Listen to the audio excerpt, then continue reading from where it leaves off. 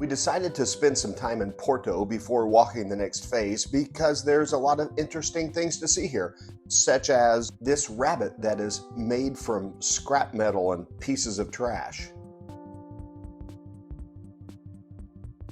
Behind the cathedral on the other side of the bridge is kind of the tourist artsy district.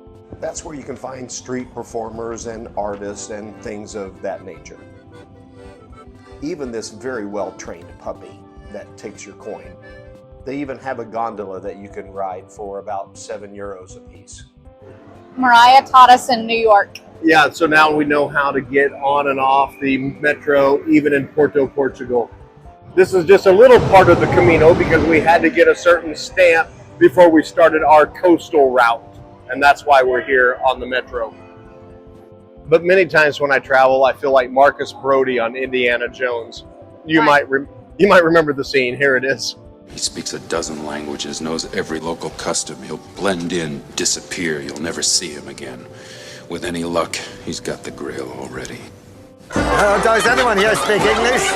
Or even ancient Greek? Water, no, thank you, sir. Yeah, that's really how I feel when I go to other countries.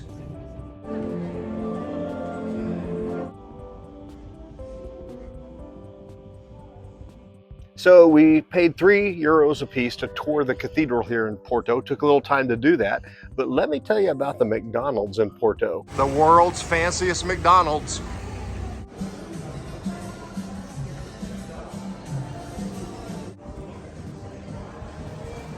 And the lower quarters of this McDonald's, you have some nice seatings and the bathrooms. Fancy. That was called the Imperial McDonald's.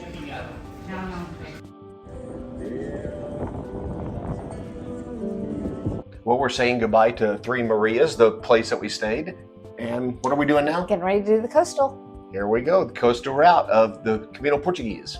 This sculpture is called Tragedy at Sea, which memorializes a 1947 tragedy where a storm killed 152 crew members on a fishing boat. In the year 124, they say a wooden sculpture of Jesus washed up on shore here from the Holy Land. And then later, fresh water sprang up in this area out front here. Here's a pro tip for you. If you want to eat breakfast on your way out, make sure it's not a Sunday when you start walking out because things are closed. We're not pros yet.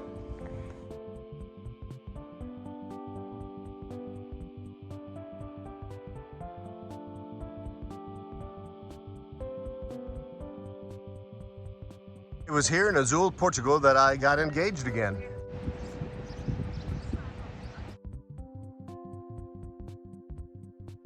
So I let this lady use my sticks to climb up this little area, and then she wanted to marry me.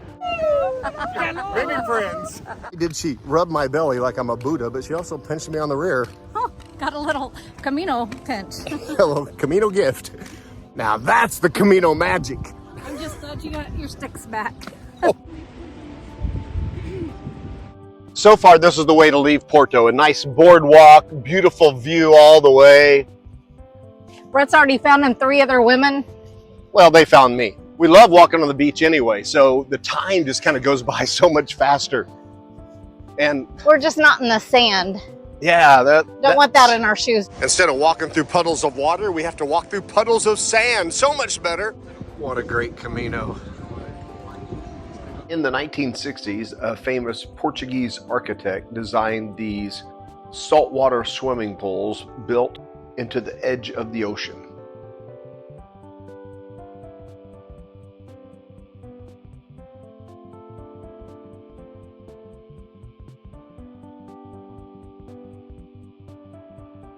This obelisk is a memorial from the 1800s where 7,500 men landed on this spot to liberate Portugal. They have the prettiest weeds here.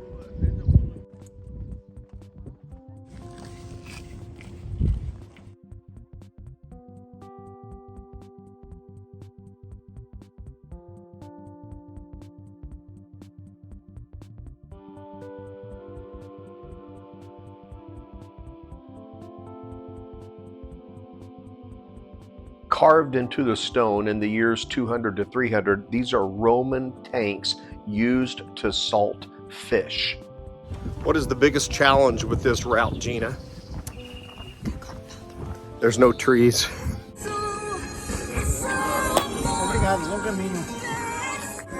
Charlie Chaplin. To prevent counterfeit in Europe now, they're using these machines where you put your cash in and it will dispense your correct change.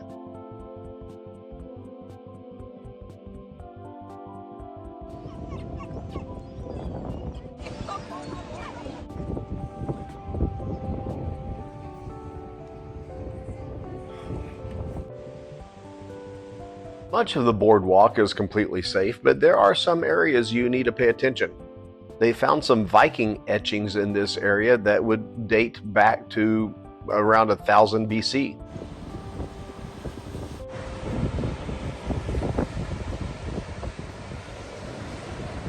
A lot of fishermen and one guy on the computer.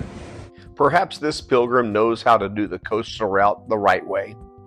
And this is what happens when you just drink and you never eat. Is it a pilgrim or is it Buster Brown? I don't know. Look at that, it's home folks. Assembly of God Church. And once again, our room is, wait a minute. It'll work. No! Now this is the way to end a day of walking on the Camino.